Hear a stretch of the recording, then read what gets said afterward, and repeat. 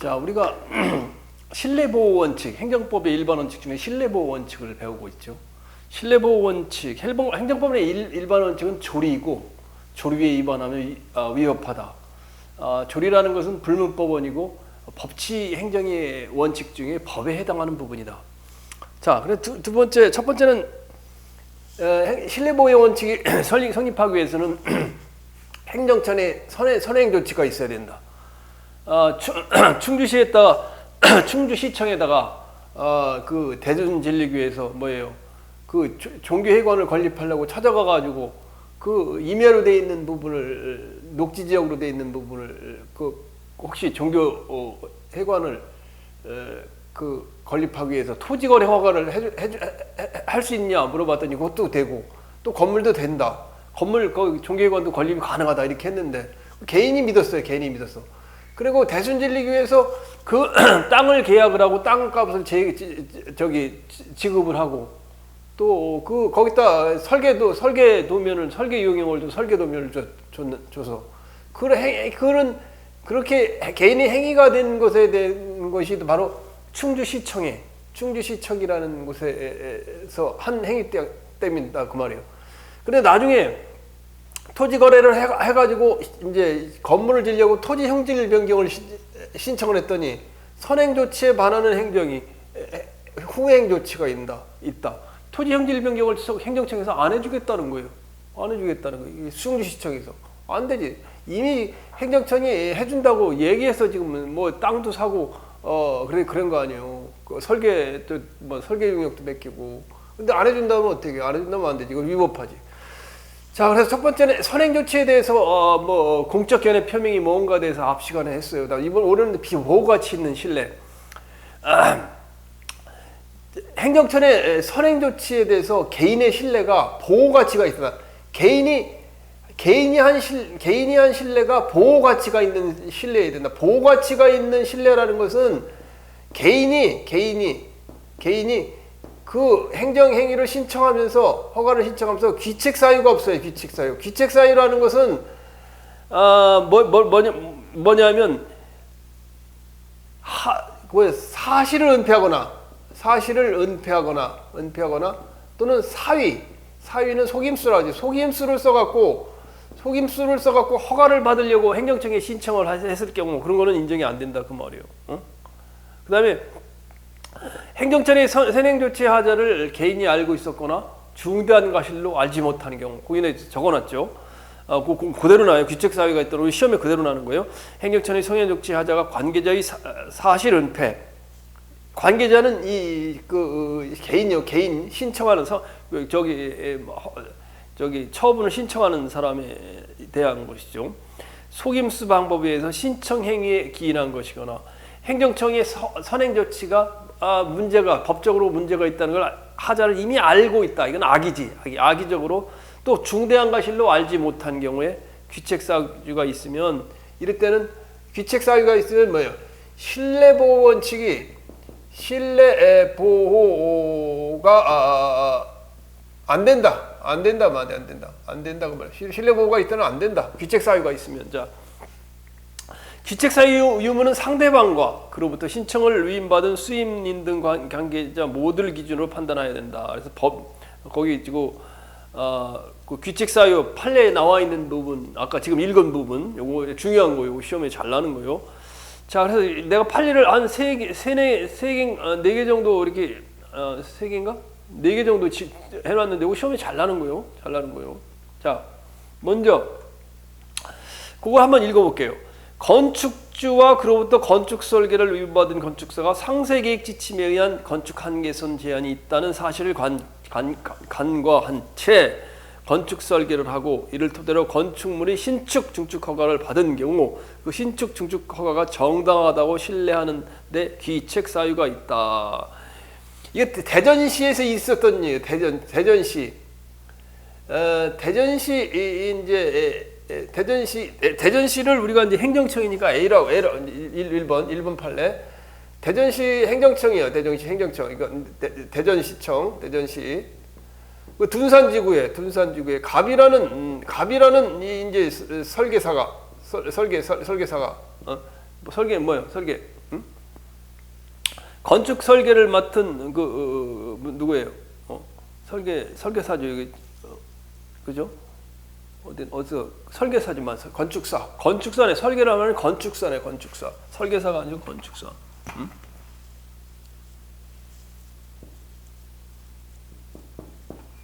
건축사가 왜 이렇게 젖어서 안 되나? 건축사가 이게 설계도면이 건축 한계선이 이렇게 있다는 걸 알면서도 설계를 이렇게 나가게 건물 설계를 해가지고 허가를 신청한 거예요.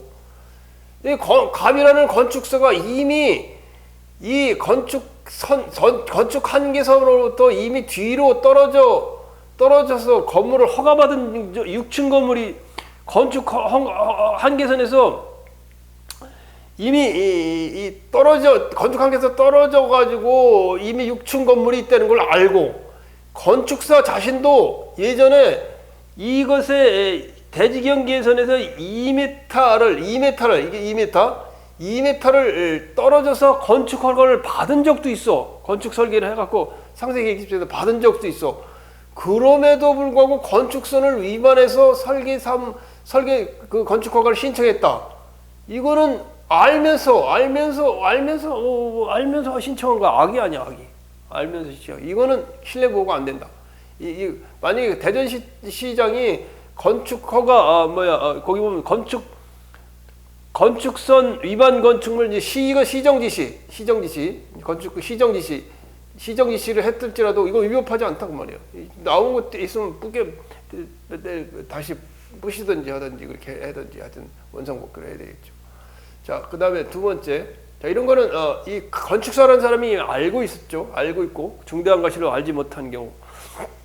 두 번째 판례도 지난번에는 지난번하고 다른 거예요. 이건 교통사고가 일어난 지 10개월이 지난 후에 교통사고가 났어. 교통사고가 난 사람 자동차 운수 사업면은 누가 해요? 시청에서 하죠. 시청.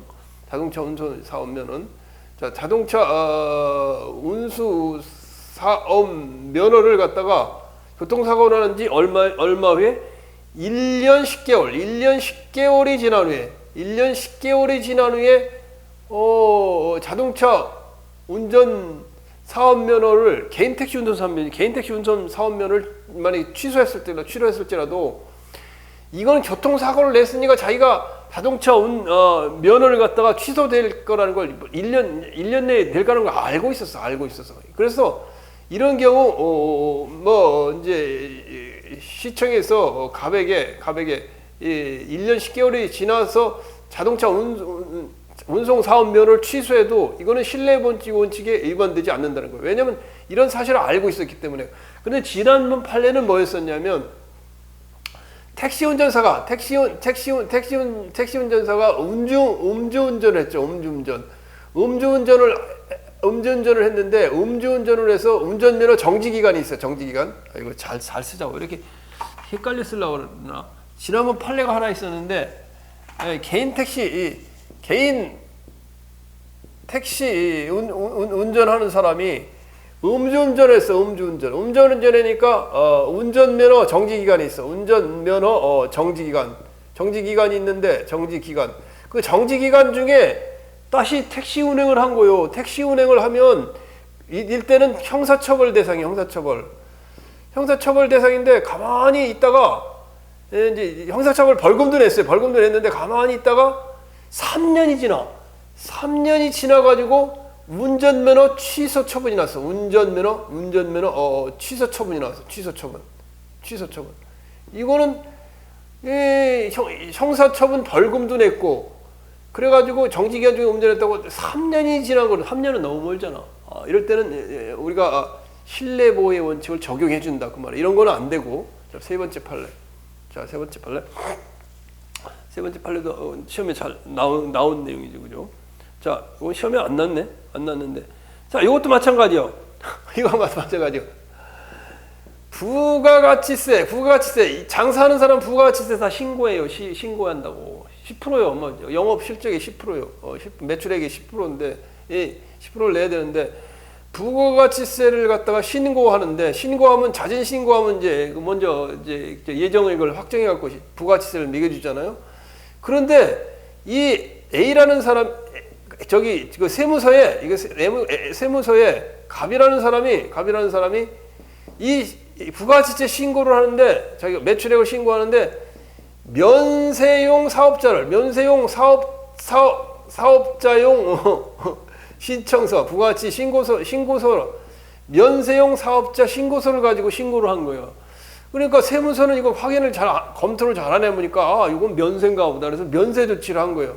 면세 조치를 했는데, 가만히 보니까 이 사람 면세 사업자가 아니었던 거예요. 그러니까 나중에 부가가치 생긴 면세 사업자 아니니까 부가가치세를 이제 내라고 했을 거 아니에요. 그럴지라도 이거는 면세용 사업자 신고서를 갑이라는 사람이 이제 그걸로 내지 말고 일반 사업자용 신고서를 해야 되는데 면세용 사업자용 신고서를 한 거야. 이 양반이 잘못된 거야. 갑이라는 사람이 잘못된 거잖아요. 그러니까 이럴 경우는 신뢰보호 원칙이 적용 안 된다. 세금 내야 된다 그 말이에요. 자, 그다음 세 번째는 행정청의 선행 조치에 따른 사인의 행위가 발생한다. 개인이 사인이죠. 사인. 개인의 행위가 발생한다. 그래서 개인의 행위에 대해서 여러분이 어려울까봐 책에도 대학 교과서에도 잘하는데 내가 거기다가 이해하기 쉽게 다 써놨어요. 그죠? 신뢰보호 원칙에 필요한 세 번째 요건은 행정청의 선행 조치를 신뢰하여 개인의 행위가 있으면 어떤 행위냐?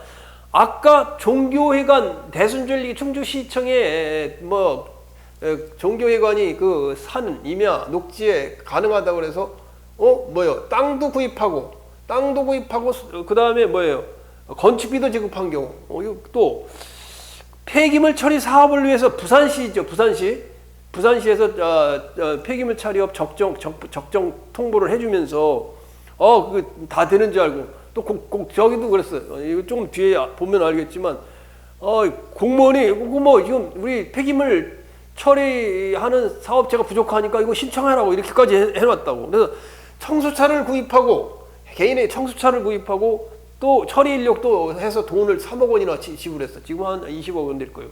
다 지불한 거. 이런 거는 행위가 발생한 거예요. 그 다음에 취득세 면세가 되는 기술진흥단체라는 행정청이 공적 개념 표명을 믿고, 내무부에서 지금 행정안전부에서 취득세 면세요? 그쪽 강남으로 이전하면 그래서 그쪽에 땅을 사놨더니 이 취득세가 또 나온 거야.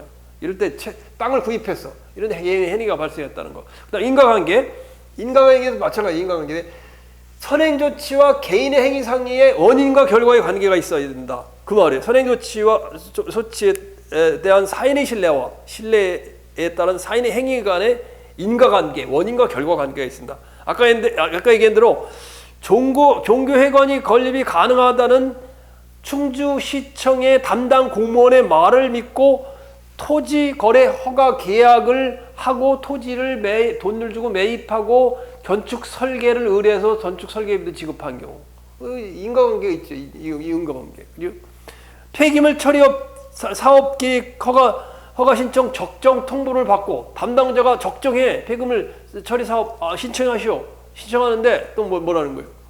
부산시에서 부족해. 폐기물 사업 처리업자가 부족하니까 신청하면 바로 해줄 거예요. 이렇게까지 해놓고 말이야. 나중에 안 된다고 하면 안 되겠지, 그지? 그러면 신뢰보호 원칙이 위반되는 거지.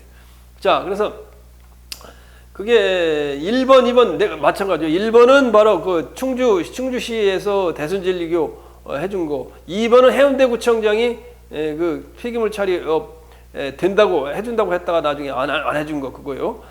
자, 그다음에 5번째. 선행조치에 반하는 후행처분이 있어야 돼요. 선행조치에 반하는 후행처분. 이거 마찬가지예요. 아까 얘기한 대로. 선행조치에 반하는 종교회관은 건립이 가능하다고 해놓고 나중에 토지행정을 변경해달라니까 안 된다. 그러면 종교회관 건립이 안 된다는 거 아니에요. 폐기물 처리업 폐기물 처리업 적정해 당신이 신청한 게 해놓고 나중에 신청하니까 안 된다. 안 돼. 이래.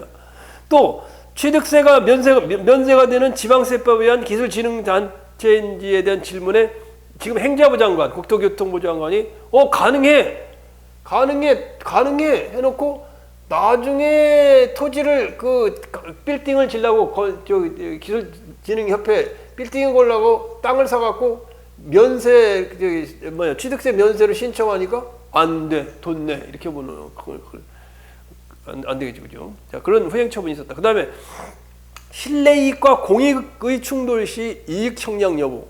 실내 보호 이익과 공익 또는 제3자의 이익이 상호 충돌하는 게 이들 상호 간의 이익을 형량해야 된다. 그렇죠.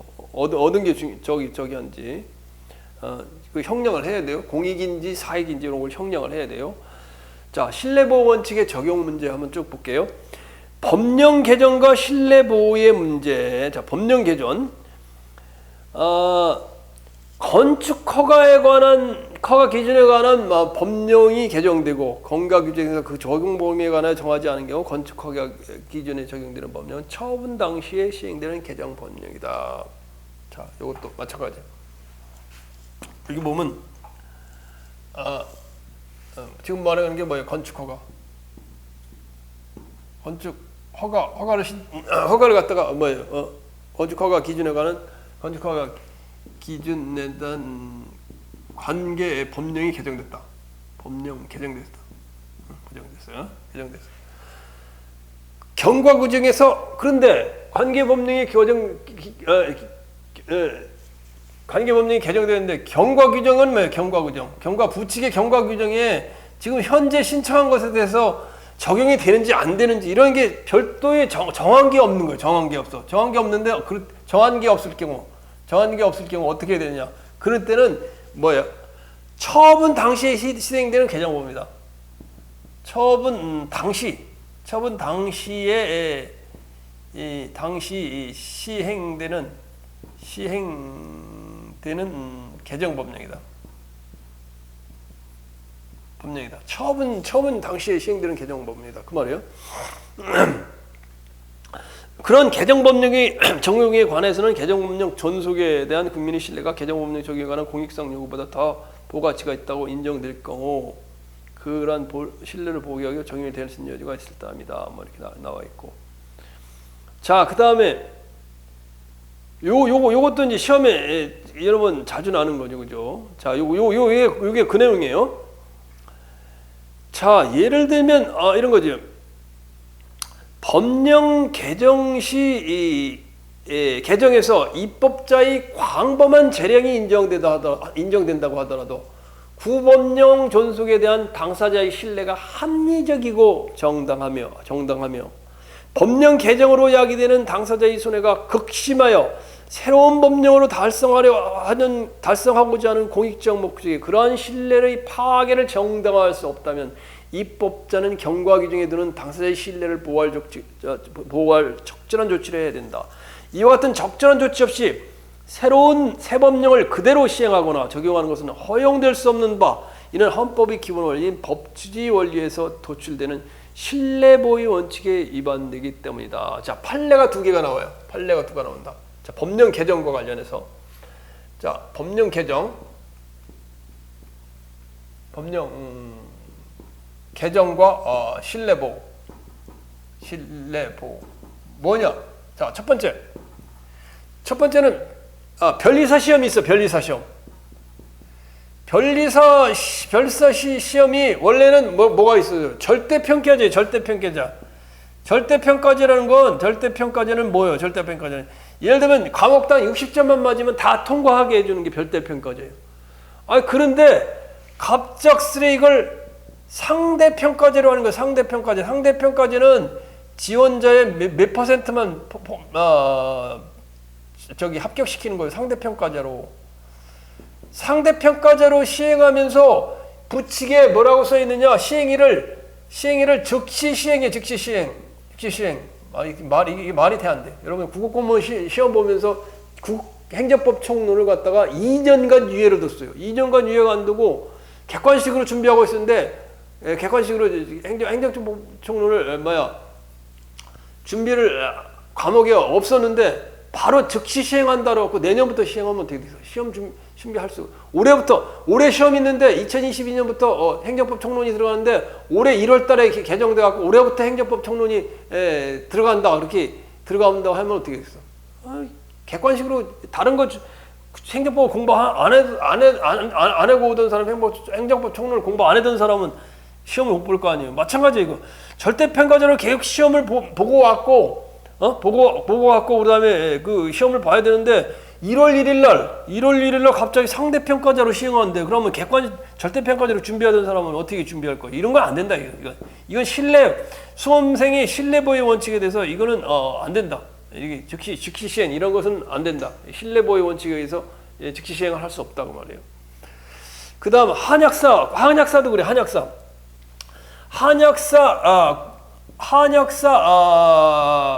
국가 시험 응시 자격이 있어. 응시 자격이 원래는 어떻게 됐었냐면 필수 한약 관련 학과 그러니까 이제 이게 예전에는 약대 있잖아요. 약대생만 이제 원래는 약대뿐만 아니라 일반 이제 일반 자연대에서 생물학 전공하는 사람들 있잖아요. 그 사람들도 이게 한약 자원학과라 그래야 되거든. 한약 자원학과야.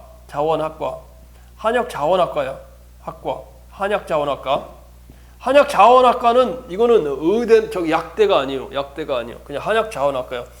한약 자원학과에서 그 한약사에 관련된 1등한 학점을 취득하면 약학과를 안 다녀도 한약 자원에서 1등한 학점을 취득하여 졸업한 자 이렇게 이제 종전에 규정이 되어가 있어서 한약 자원학과 학생들도 한약사 시험을 볼 수 있었어요. 한약과 관련된 과목을 일정 과목 취득하여 졸업한 자 이렇게 해놨는데 이제 이걸 갖다 갑작스레 뭐라고 한약학과를 졸업한다.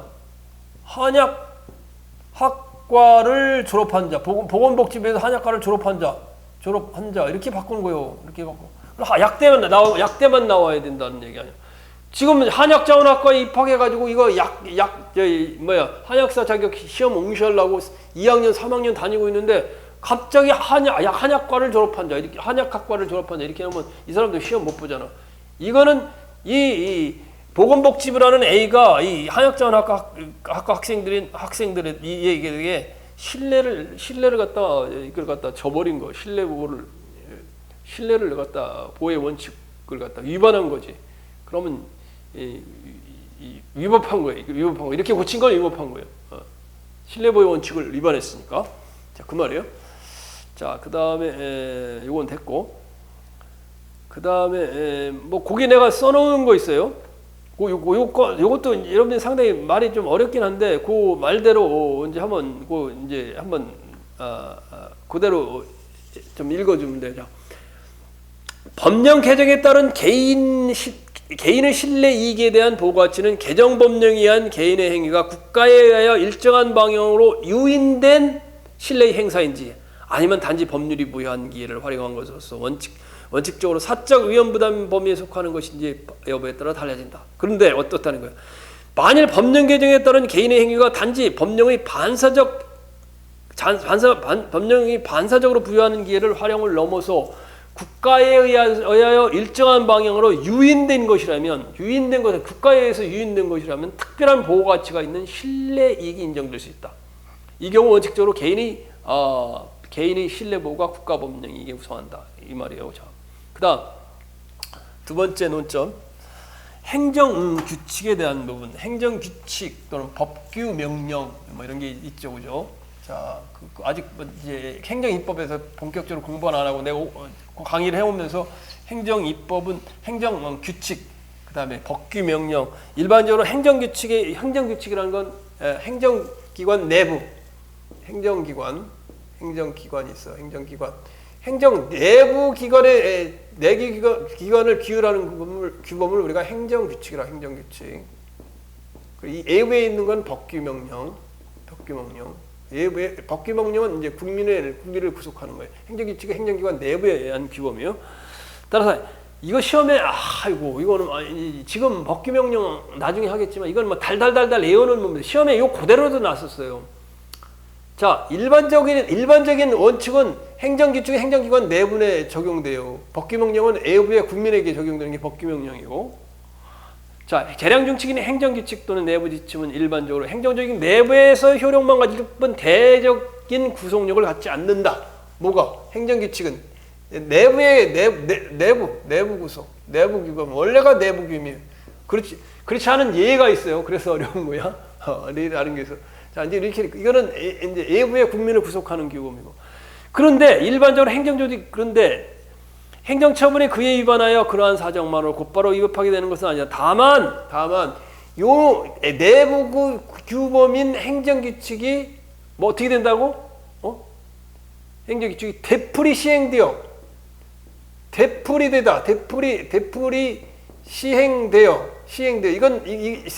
이거는 반복되어 뭐가 된다고? 행정 관행이 이루어지면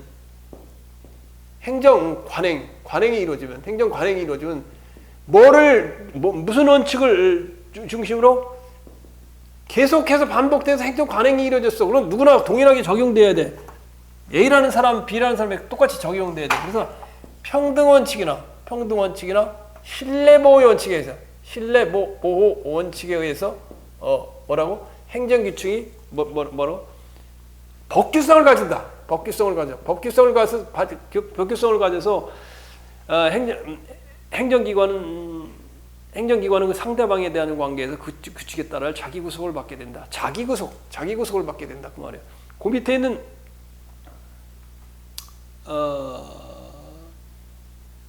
있는 그 다만 줄쳐놓는 거 이제 행정 입법에서 여러 번 할 텐데 그걸 보고 외우다시피 해서 머리에 넣어둬야 돼요.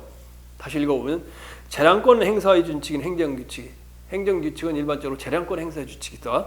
그 정한 바에 따라 되풀이 시행되어 행정관행이 이루어지기면 무슨 원칙을 매개로 하여? 평등원칙 또는 신뢰보호 원칙을 매개로 하여 행정기관은 그 상대방에 대한 관계에서 그 규칙에 따라 자기 구속을 받게 되므로 이러한 경우는 특별한 사정이 없는 그를 위반하는 처분은 평등원칙이나 신뢰보호 원칙에 위반되어 재량권을 일탈 남용한 위법한 처분이 된다. 행정규칙이 계속 반복되어 되풀이되어 행정 관행이 되면 그거는 이제 평등원칙 또는 신뢰보호 원칙에 의해서 자기 구속을 받게 된다. 일종의 법규성을 갖게 된다. 그 말이에요. 그 다음 3번. 행정청의 공적 의사 표명이 있은 후 사실적 법률 상태가 변경된 경우. 이것도 지난번에 한번 설명을 했는데 내가 이제 교재에 써놓은 말과 판례를 이렇게 매치시켜서 하면 돼요. 행정청이 상대방에게 장차 어떤 처분을 하겠다고 확약 또는 공적 의사 표명을 하였다 하더라도 그 자체에서 상대방으로 하여금 언제까지 처분을 발령을 신청하도록 유효기간을 두었는데 그 기간 내에 상대방의 신청이 없거나 확약 또는 공적인 의사표명이 있은 후에 사실적 법률적 상태가 변경되었다 하면 그와 같은 확약 공적 의사표명은 행정청이 별다른 의사표시를 기다리지 않고 실효된다. 이 말이죠. 그죠? 자, 건축법에는 뭐가 있냐면 사전결정이라는 거예요. 건축 사전결정을 미리 해줘요. 미리 해주는데 그래서 대전시장이 사전결정으로 뭐를 했냐? 주택 건설 사업 계획, 건설 사업 계획, 이제 주택 건설 사업, 아파트 짓는 거예요. 사업 계획 승인 처분을 하겠다고 사전 결정을 하고 일종의 확약을 해줬단 말이에요. 확약을 했는데 중요한 거는 대전 승인 처분을 하겠다고 사전 결정, 사전에 이렇게 약속을 해줬는데 약속을 하면서 1년 내에 뭐라고? 주택 건설 사업 계획을 갑이라는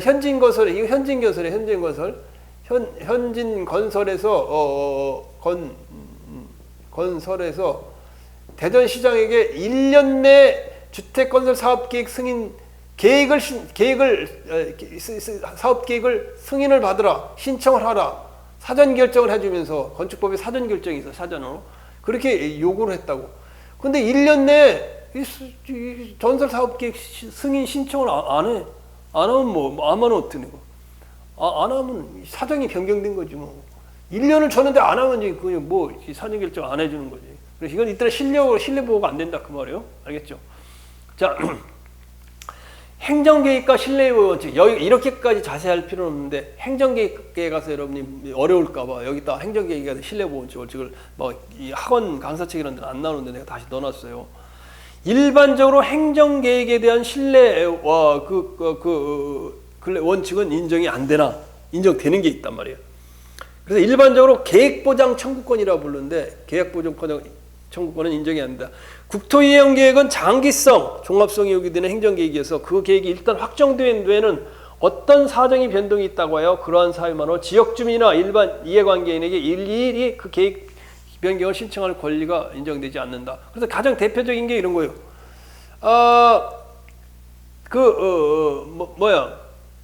도시계획 결정을 했는데 도시계획 결정을 했는데 그 결정에서 뭐라 그러냐면 거기 보면 뭐라고 그러냐면 원래는 그 지역에 정구장 당초 할 때 정구장을 도시계획 결정인데 정구장을 해준다고 그래서 갑이라는 사람이 정구장 도시계획 결정을 했어요. 갑이라는 사람이 그 이제 행정청에 A에게 도시계획 결정을 했는데 나중에 이 정구장 대신에 갑이라는 사람은 이제 그걸 믿고 이 정구장을 건설하려고 그랬는데 이 행정청에서 가만히 보니까 거기다 정구장 하면 안 되겠어. 그러니까 이 사람은 행정청에서 청소년 수련시설 부지로 도시계획 변경 결정 그 다음에 지적 승인을 해줬다고. 지적 승인은 이때 이 당구장이라는 도시계획 결정이라는 것은 처음성이었기 때문에 갑이라는 사람은 이거에 대해서 다툴 필요가 없다. 다툴 수 없다. 그 말이에요. 그 얘기는 신뢰 보호가 안 된다. 비록 뭐 정구장을 갑이 정구장 거기 시설 부지로 있다가 이걸 도시계획을 변경을 해서 청소년 시설을 바꿨다 할지라도 갑은 인정이 안 된다. 그 말이에요. 신뢰를 공적기관의 표명이 아니기 때문에 신뢰 보호가 안 된다. 왜? 도시계획이니까 도시 일반 계획이니까. 그렇다 그 말이에요. 그런데 도시 일반 계획도 여기 나오는 것도 그 말이에요. 행정청이 지구 단위 계획을 수립하면서 H지구 권장용로를 판매, 위락, 숙박시설로 결정하여 이를 고시하고 천안시장이 이게 천안시장이 천안시장 맞죠? 밑에 보자고. 천안 북부 제2구지죠. 천안시 북부 제2지구. 이 지구에 이제 거기를 뭐로 고시했느냐면 천안시에서 판매 위락시설, 위락 숙박시설로 지구 단위 계획이죠. 지구 단위 계획을 발표했어. 그러니까 판매 위락 숙박시설로 지구 단위 계획하고 공람을 했네. 그러니까 갑이라는 사람이 그 천안시에다가 그러면 모텔 짓게 좀 허가해 주시오 이렇게 내니까 그건 아니다. 그렇게 이게 시설이 있을지라도 이 숙박시설을 했을지라도 만약에 이 근처에 학교가 있다. 학교에서 50m 절대 정화구역이다. 200m 상대 정화구역이다. 학교에서 떨어지는 구역에 따라 시민의 심사를 받아야 돼요. 그래서 아마 학교가 근처에 있었던 모양이야. 학교 근처에 있으니까 모텔 못 줘. 학교 근처에 있으니까 모텔 못 줘요. 이렇게 하니까 이거 뭐 안 되냐. 신뢰 보호 위반이다. 뭐 이렇게 소송했는데 안 됐다 그 말이에요. 자, 예적인 경우 예적인 경우가 나중에 요거에 대해서 이제 행정계획에서 다 할 문제예요. 첫째 진안군수에 대한 부분, 하나는 또 안산시장에 대한 부분. 요거 다 처분성을 인정해 준 부분이에요. 자, 그래서 그 예적인 경우 행정계획 평구 행정계획 청구 행정계획 변경 청구권 인정 예적인 거 예. 뜻번에 이제 지난구수에 대한 부분이지. 그 폐기물 처리 사업을 국토이용계획 신청을 거부하는 것이 실질적으로 당의 행정처분 자체를 거부하는 결과가 되는 경우에 예적으로 신청하는 게 국토이용계획 변경을 신청할 권리가 부여된다. 아니 갑이라는 사람이 진안군수 전북의 진안군수에게 폐기물 처리 사업 할 수 있냐고 물었더니 진안군수가 적정 통보를 한 거예요. 적정 통보. 폐기물 처리 사업에 대해서 문의를 하니까 적정 통보. 해도 좋다 청구했는데 나중에 갑이라는 사람이 진안군수한테 토지 형질 변경을 하고 신청을 했더니 이건 안 된다 그래. 안 돼 또 그러는 거예요. 이건 안 된다 이거는 취소송의 원기 조건이 인정돼. 이때는 신뢰보호를 위반한 거다 그 말이에요. 이거 가지고 신뢰보호 위반한다. 두 번째 판례는 천안시 판례. 안산시 판례. 요거 말 그대로 이거 시험에 잘 나는 거예요. 국토계획 및 이용에 관한 법률에 따라 도시계획구역 내 토지 소유자 등 당의 도시계획 사전 결정에 이해관계가 있는 주민으로서 안산시 공원부지예요. 만평. 도시시설계획 위반권자 내지 결정권자에게 도시시설계획 위반 내지 변경을 요구할 법규상 조례상 신청권이 인정된다 그 말이에요. 그대로 읽으면 안산시 상록구 임야 3만 8천 제곱미터는 만평이나 됐고요. 만평이지요. 만평의 산필지에 관하여 원고의 도시계획 시설 결정이 해제 신청을 받아들이지 않은 안산시장의 해시는 항고소송의 대상이 되는 행정처분이다. 처분성이 인정된다고 말이에요. 공권력의 행사라 그 말이에요. 이건 신뢰를 우리가 보호의 원칙이 적용된다. 신뢰를 배반한 것이다 그 말이에요. 사인의 신뢰보호 원칙의 위반 행위 이것도 좀 특이한 거죠. 원래 신뢰보호 원칙은 행정청의 선행 조치에 대해서 개인의 신뢰가 있는데 반대로 개인의 선행 조치에 대해서 행정청의 신뢰가 있는 경우 이런 경우가 있다는 거예요. 뭐 시험에 잘 날렸는지 모르겠는데 이건 뭐 이제 박현선 선생님 때 한양대 교수 책에 있는 거라 혹시 이런 판례가 있으니까 거기 판례를 좀 읽어두면 돼요. 이런 것이 인정되는 경우가 사인의 신뢰 그런 효력은 그렇지 이런 것도 인정이 될 수 있다 그 말이에요. 자, 군인이 징계 처분에 대한 중대하고 명백한 허물을 알면서도 퇴직지에 제급되는 퇴직금 등 급여를 지급받으면서 그 징계 처분에 대해서 그러니까 아니 갑이라는 사람이 그 군인 국방부에 징계 처분에 징계 처분 내렸는데 징계 처분에 대해서 아무 이유도 안 달고 그다음에 퇴직금도 수령하고 그래갖고 뭐 5년이나 지났어. 5년이나 지났는데 5년 지나가지고 이 징계 처분에 대한 뭐 이제 그 징계 형사소추 소멸시효가 지나니까 여기다가 뭐라면 징계 무효 확인 소송을 하고 한다. 징계 퇴직하고 5년 지나서 징계 무효 확인 소송이 가능하냐? 안 된다 그래. 5년 경고해가지고 퇴직하고 5년 지났는데 뭐 이제 그때 따지기가 이미 다 그 후임자 발령하고 다 했을 거 아니야. 그럴 때는 징계 처분 무효를 구하는 건 신의 측에 반한다. 이런 거꾸로 되는 판례도 있다 그 말이에요. 자 하다 보니까 뭐 다 하게 됐죠, 그죠? 다 했죠, 그죠? 자 그래서 신뢰보호 원칙이 좀 어렵고 하는데 서로가 이제 연결돼서 신뢰보호 원칙은 행정법 전체에 대한 부분 아니에요. 그래서 지금 보면 행정계획에 대한 부분 또는 법규명령에 대한 부분 또는 이런 것이 이제 지금은 여러분이 처음 공부하니까 굉장히 어려워요. 그러나 행정입법이라든가 법규명령, 행정규칙을 다 배우고 나면 거기서 행정계획에 대한 부분 나오는 걸 반대로 이제 반복이 되는 부분이니까 여러분이 이해하기가 쉬워요. 환히 이제 열리는 세상이 오죠. 자, 그런 세상이 오기를 바라면서 좀 쉬었다가 그 다음에 자기 구속의 원리의 원칙에 대해서 공부하도록 할게요.